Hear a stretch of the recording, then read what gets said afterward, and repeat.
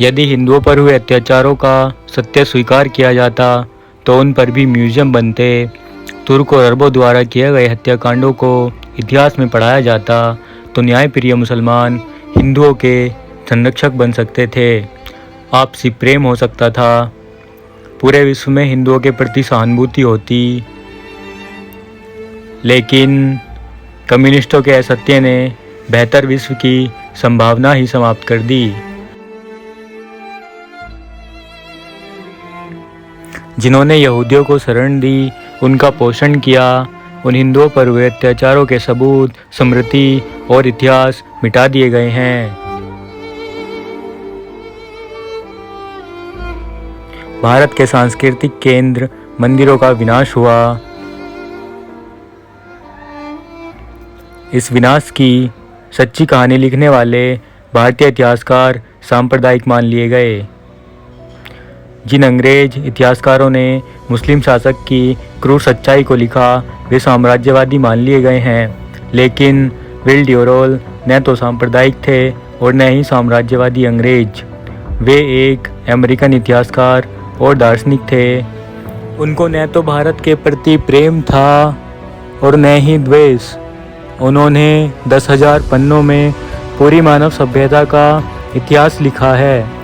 वे ऐसे दुर्लभ इतिहासकार हैं जिन्हें भारत के इतिहास की तुलना दूसरे देशों के इतिहास से करने का पूरा हक है। उन्होंने कहा है कि भारत पर मुस्लिम आक्रमण संभवतः संसार की सबसे बुरी कहानी है। उन्हीं के वचनों से इस दुखद कहानी की शुरुआत करते हैं। इसकी घटनाएं इतनी विभत्स हैं कि कई लोग विचलित हो सकते हैं।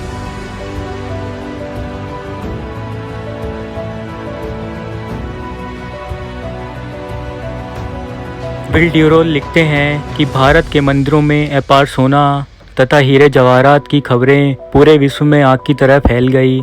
सिथियानों, हुनों, अफगानों, तुर्कों के झुंड भारत की सीमाओं पर मंडराने लग गए।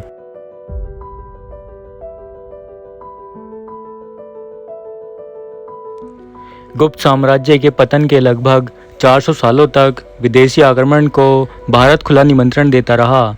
आखिरकार वो समय आया तो ऐसा आया कि संसार में उसकी क्रूरता का उदाहरण नहीं है।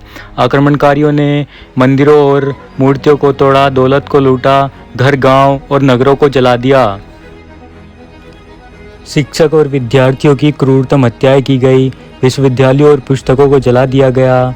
सदियों तक भारत क्रूरतम हत्याओं, बलात्कारों, अपहरण और लूट के तूफान में फंसकर रह गया। हर सांस्कृतिक निरंतरता हमारी साझी स्मृति है। मुस्लिम आक्रमण के कारण हमारी सारी संस्कृति निरंतरता समाप्त हो गई। योग भारत की सबसे प्राचीनतम निरंतरता है। उसे ही पश्चिम से लौटकर मातृभूमि को अपना परिचय देना पड़ा। भला इससे भयानक दुर्भाग्य और हो क्या सकता है।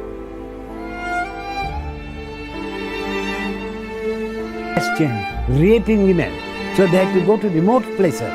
So connection, we lost the connection. As we lost the connection, we lost the Samskriti.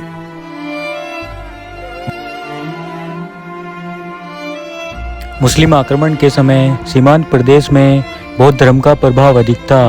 लोग बौद्ध परस्त थे और सब खूब मूर्तियां बनाते थे। इसलिए मूर्ति पूजा और बौद्ध परस्ती समानार्थी हो गए। बुद्ध परस्ती शब्द ही बुद्ध परस्ती हो गया। इस्लाम बुद्ध परस्ती अर्थात मूर्ति पूजा के विनाश को कर्तव्य मानता है। इसलिए बौद्ध भिक्षु जिहादियों का सीधा लक्ष्य बन गए।